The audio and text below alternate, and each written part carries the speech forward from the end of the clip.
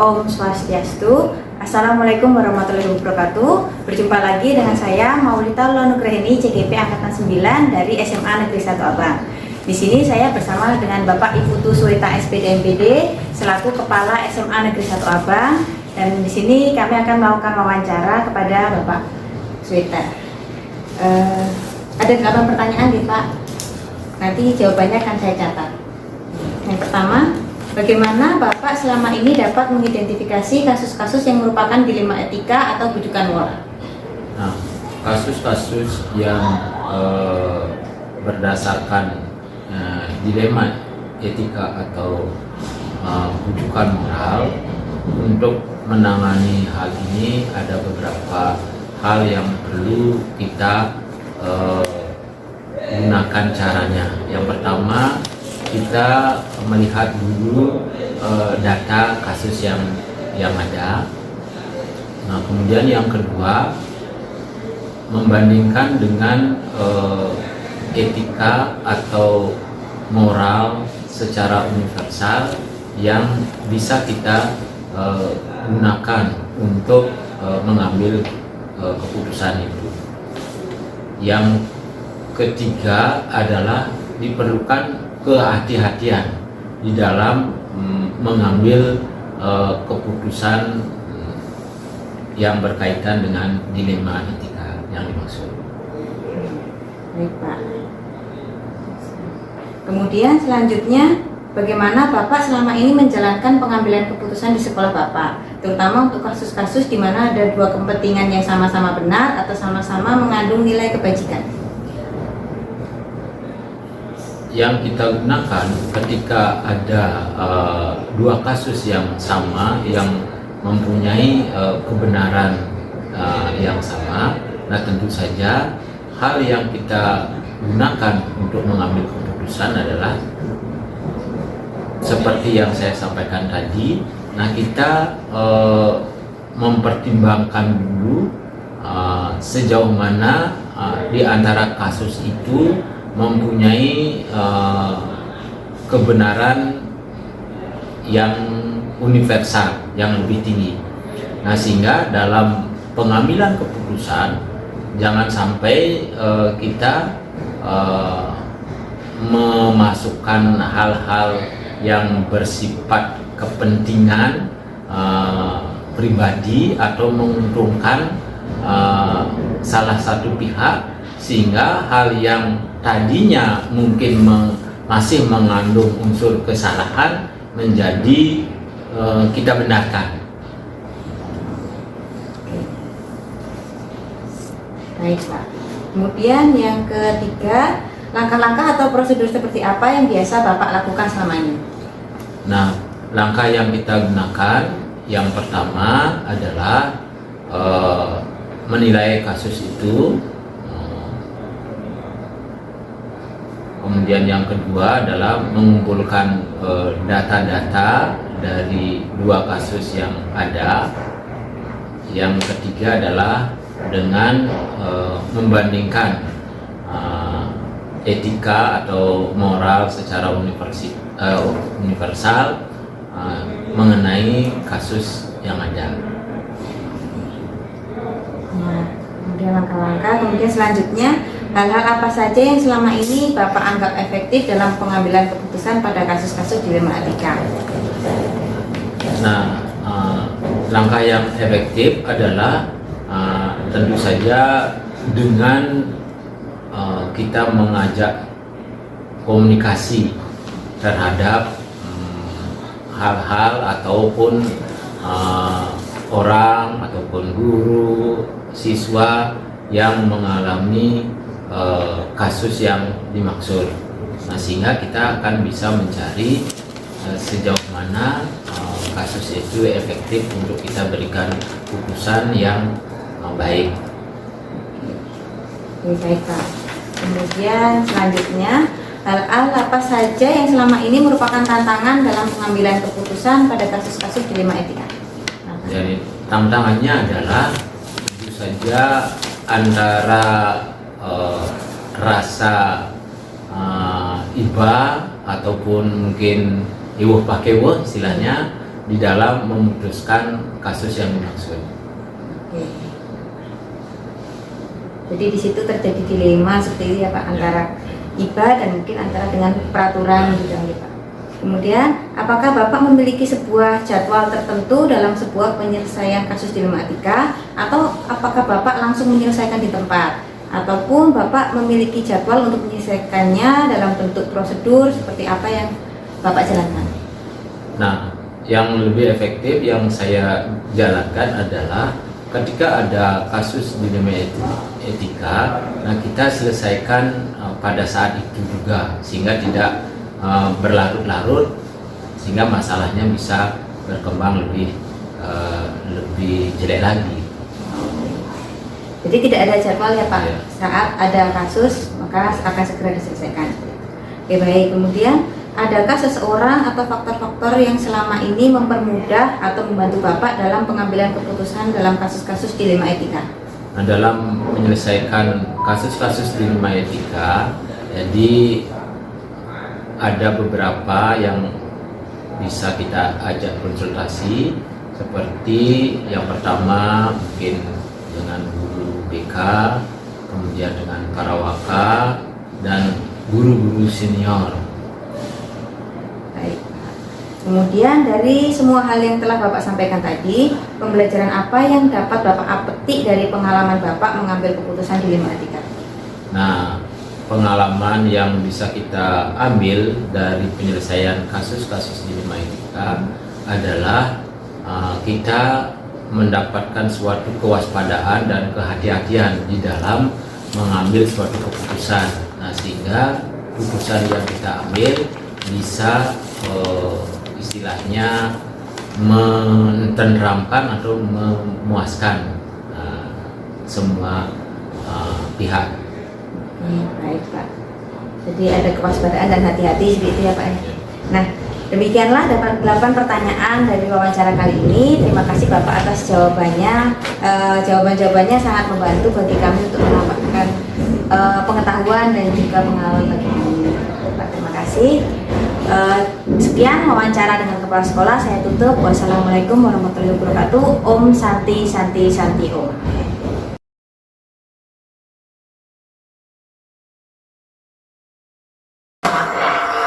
Om Swastiastu. Assalamualaikum warahmatullahi wabarakatuh. Perkenalkan, saya Maulita Nugraheni, CGP Angkatan 9 dari SMA Negeri 1 Abang. Di sini saya bersama dengan Bapak Iketut Suartame selaku Kepala SD Negeri 4 Dulutan. Selamat pagi Pak. Selamat pagi. Di sini saya akan wawancara dengan Bapak. Nanti saya akan kasihkan 8 pertanyaan ya Pak. Nah, nanti akan saya jawab jawabannya. Untuk pertanyaan pertama, bagaimana selama ini Bapak dapat mengidentifikasi kasus-kasus yang merupakan dilema etika atau rujukan moral? Baik, terima kasih untuk pertanyaan berkaitan dengan dilema etika, termasuk juga rujukan moral. Ada beberapa kasus yang mungkin muncul di sekolah kami, ya, berkaitan dengan salah satunya adalah kedisiplinan siswa dalam hadir ke sekolah. Nah, tentu karena siswa di sini dari latar belakang dan jarak tempuh siswa yang lumayan, ada yang dari pegunungan, ada yang dari pantai, kan dekat-dekat pantai. Nah, tentu membutuhkan waktu ke sekolah. Nah, jadi kami menyesuaikanlah kedatangan siswa tersebut. Memang dari segi aturan kan tetap ada batas waktunya jam 7 sudah di sekolah. Tapi kalau ada keterlambatan, nah di sanalah kami menyesuaikan dengan kondisi keadaan jarak tempuh siswa ke sekolah tersebut. Seperti itu kami. Kalau misalnya ada keterlambatan lagi sedikit, nah itu kita lihat memang jarak rumah ke sekolah jauh, kita bijaksanai lah. Seperti itu. Kemudian, bagaimana selama ini Bapak menjalankan pengambilan keputusan di sekolah Bapak, terutama untuk kasus-kasus di mana ada dua kepentingan yang sama-sama benar atau sama-sama mengandung nilai kebenaran? Terkait dengan pengambilan keputusan, nah itulah kalau kedua-duanya benar, di sanalah tetap dilema kita dalam mengambil keputusan. Nah, jadi kalau memang keduanya benar, tentu harus ada salah satu yang kita putuskan. Nah, di sana kami berdiskusi lah dengan teman-teman guru. Nah, karena di sekolah kan tidak ada istilahnya seperti SMP, SMA, Wakasek. Nah, jadi hanya berdiskusi bersama teman-teman guru, utamanya juga ada guru tiket yang menangani, bertanggung jawab dalam satu kegiatan tersebut. Kita diskusikan bersama-sama mana yang dirasa paling baik dari penyampaian teman-teman dan masuk akal. Nah, itulah yang dijadikan sebuah keputusan. Itu sama-sama diterima kan. Jadi diskusi dengan guru. Ya, diskusi. Kemudian langkah-langkah atau prosedur seperti apa yang biasa Bapak lakukan selama ini? Langkah-langkahnya yaitu jika ada dalam hal pengambilan keputusan itu, nah langkah-langkahnya ya kami kan menyampaikan kepada teman-teman guru. Jadi di awal itu sampaikan ada permasalahan seperti ini, bagaimana caranya memutuskan, sementara kita dalam situasi dilema. Nah, itu kita diskusikanlah bersama dengan teman-teman guru. Kemudian hal-hal apa saja yang selama ini Bapak anggap efektif dalam pengambilan keputusan pada kasus dilema? Nah, untuk efektif dalam mengambil keputusan adalah itu komunikasi yang baik antar teman. Jadi komunikasi itu sangat diharapkan, karena kalau sudah terbuka, kemudian permasalahan itu disampaikan juga secara terbuka, lebih gampang lah kita untuk mengambil keputusannya, karena sudah sama-sama komunikasi yang baik terutama. Kemudian hal-hal apa saja yang selama ini merupakan tantangan dalam pengambilan keputusan pada kasus dilema? Nah, tantangannya salah satu contoh misalnya ada kasus jika siswa memiliki kemampuan di luar kompetensi pembelajarannya. Nah, pernah ada kasus ini, anak tersebut kurang dalam hal membaca. Nah, tetapi di satu sisi dia punya bakat dalam hal bernyanyi. Nah, jadi karena ada pertimbangan tertentu, bernyanyi saja dia bisa kan. Nah, berarti ada tahap pembelajaran lah untuk meningkatkan kemampuan membacanya. Nah, jadi tantangannya ya kita dihadapkan pada dua hal yang berbeda. Di satu sisi dia kemampuannya kurang, di sisi lain memiliki kelebihan. Di sanalah kita perlu pertimbangan. Kemudian apakah Bapak memiliki sebuah jadwal tertentu dalam sebuah penyelesaian kasus dilema etika, atau apakah Bapak langsung menyelesaikan di tempat atau memiliki sebuah jadwal? Terkait dengan permasalahan yang ada di sekolah, yang pertama itu jika langsung ditemukan permasalahan, kita panggil siswa tersebut. Nah, kita ajak apa sih permasalahannya, tanyakan. Nah, jika permasalahan tersebut belum bisa terselesaikan, nah tentu ada tahapan berikutnya. Kami diskusikan kepada Pak Ibu Dewan Guru yang lainnya, bagaimana ada permasalahan seperti ini belum bisa terselesaikan. Jadi tahapannya dari pemanggilan anak, kemudian diskusi kepada teman-teman guru, kemudian baru kita duduk bersama kembali untuk mengambil keputusan. Oke, Pak. Kemudian, apakah ada seseorang atau faktor-faktor yang selama ini mempermudah atau membantu Bapak dalam pengambilan keputusan? Dalam hal ini ya, jadi kami di internal sekolah karena juga keterbatasan guru dan memang tidak ada istilahnya tugas-tugas tertentu seperti di SMP, SMA dan BK. Kalau di sini kan betul ya BK-nya langsung jadi satu guru berangkat BK. Nah, jadi untuk mempermudah itu ya tetap kita komunikasi saling berbagi agar sama guru untuk mencari solusinya. Kemudian dari semua hal yang sudah disampaikan tadi, pembelajaran apa yang dapat Bapak petik dari pengalaman Bapak dalam mengambil air tersebut? Nah, untuk mendapatkan keputusan yang baik bisa diterima oleh sesama teman atau juga kaitannya dengan siswa itu atau perlu pembudayaan. Bagaimana kita mengambil keputusan itu supaya ada budaya yang tetap kita bisa jadikan acuan untuk pengambilan keputusan berikutnya. Budaya pengambilan keputusan. Baik Pak, sudah tadi 8 pertanyaan sudah disampaikan. Semoga jawaban ini dapat memberikan masukan dan manfaat bagi kami selaku CGP. Terima kasih. Terima kasih. Mohon maaf juga jika jawabannya sudah sangat memuaskan Pak. Baik. Om Santi Om. Wassalamualaikum warahmatullahi wabarakatuh.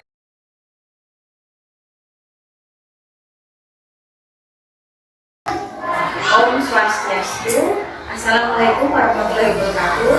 Berjumpa lagi dengan saya Maulita Lonugraheni CGP Angkatan 9 dari SMA Negeri 1 Abang. Di sini saya bersama dengan Bapak Inyoman Ananta Wijaya selaku Kepala SD Negeri 1 Islam Abang. Selamat pagi Pak. Nah, di sini saya akan melakukan wawancara dengan Bapak. Saya nanti akan mengajukan 8 pertanyaan Pak. Yang pertama, selama ini bagaimana Anda dapat mengidentifikasi kasus-kasus yang merupakan kejahatan etika atau selama ini untuk siswa itu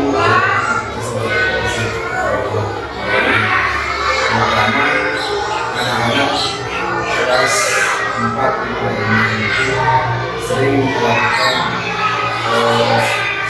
kepada temannya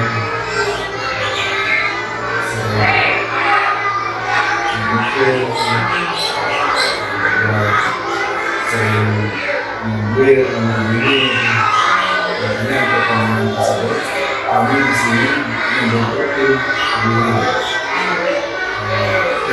dari uji yang saya sebagai pengawas makanya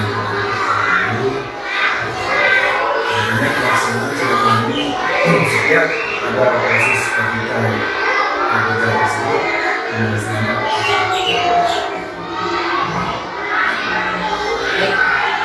Kemudian selama ini bagaimana Bapak menjalankan pengambilan keputusan di sini Bapak, terutama untuk kasus-kasus di mana ada dua kepentingan yang sama-sama benar atau sama-sama mengambil keputusan. Nah, di sini kami melaksanakan masalah karena dunia setiap orang itu merasa selalu benar. Makanya melalui masalah itu kita mendapatkan keputusan mana yang kemungkinan sama-sama baik, apakah menurut si A itu baik, menurut si B itu baik, kita teruskan bersama agar mendapatkan hasil yang baik.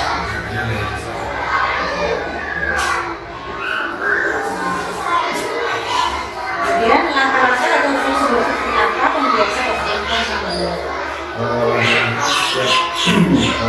Untuk siswa kami serahkan di masing-masing kelas itu dengan aturan bahwa aturan itu apabila dia melanggar aturan kondisinya dari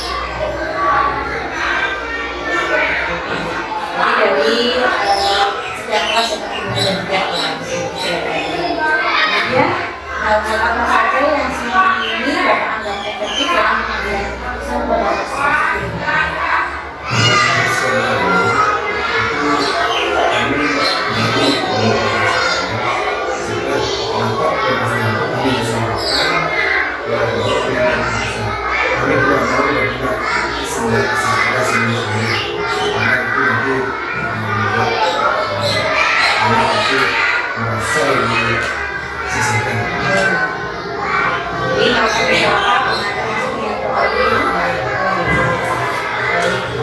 kemudian apa saja yang selama ini merupakan tantangan dalam pengambilan keputusan pada kasus tersebut.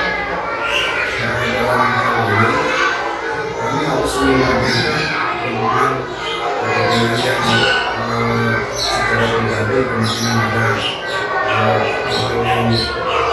dianggap mendorong, padahal itu seharusnya tidak ada sebagai contoh umpamanya anak memukul teman. Tapi ini juga harus menghadirkan orang tua yang pertama kami berikan secara misalkan anak tersebut apabila dua kali melanggar atau melakukan kesalahan yang sama, kami harus memulai. Kemudian, apakah Bapak memiliki sebuah jadwal tertentu dalam sebelum saya sebelum berkata, atau apakah Anda langsung menyelesaikan di tempat atau memiliki jadwal yang sedang? Kalau masalah jadwal itu tergantung masalahnya apa. Wartawan. Dijadwalkan kenyataan real pemasaran itu tidak pernah ada kan otomatis. Tergantung kapan muncul masalah-masalah itu. Kemudian, adakah seseorang atau tokoh apa yang selama ini mempermudah atau membantu Bapak dalam mengambil keputusan? Nah, dari di sini kami sudah mengetahui dalam masalah ini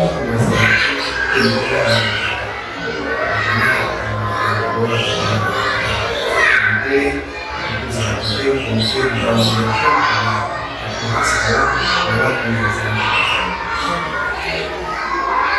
Kemudian, dari semua hal yang telah Bapak sampaikan tadi, pembelajaran apa yang Bapak dapat petik dari pengalaman Bapak mengambil keputusan? Nah, di sini kami berarti setiap permasalahan itu tidak harus langsung diselesaikan. Kami harus menunggu masalah itu guru yang lain untuk menyelesaikan. Yang kedua, kami juga harus mengundang orang tua apabila permasalahan itu sangat signifikan.